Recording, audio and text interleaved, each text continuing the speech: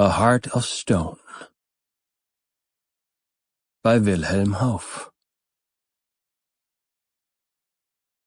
Once upon a time, there lived in the Black Forest a widow woman named Dame Barbara Monk.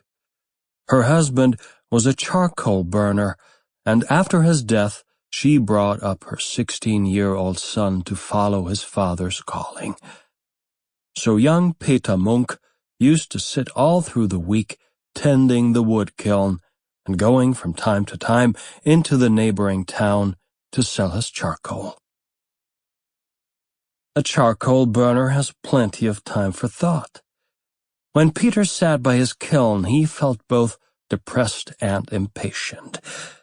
The charcoal burner's life seemed a miserable sort of thing. How much more pleasant to be a glass blower, a clockmaker, or one of the strolling musicians who played for the dancing on Sunday evenings. Even the timbermen on the other side of the forest had a better time.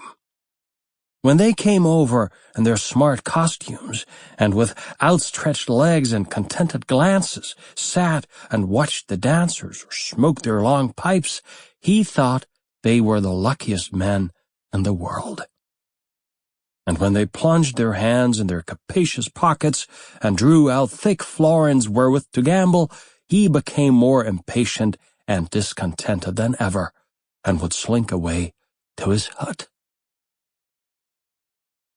There were 3 of these men he envied very much, though he was not sure which of them he envied most.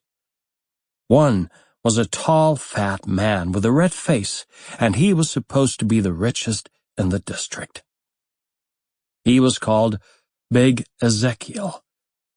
The other was the tallest man in the forest. He was called Long Solomon, and he was very friendly with all the most prosperous villagers and took up more room in the inn than even a stout man, for he spread both elbows on the table, and no one dared to complain, for he was too rich to offend.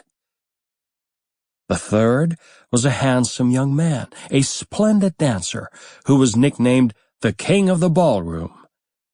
He had been apprenticed to a woodcutter, and now seemed to be very well off. Some said he had found a pot of gold beneath a fir tree. Others thought he might have fished up a sack of gold out of the Rhine on one of his voyages. But all the same, he was evidently a rich man. Sample complete. Ready to continue?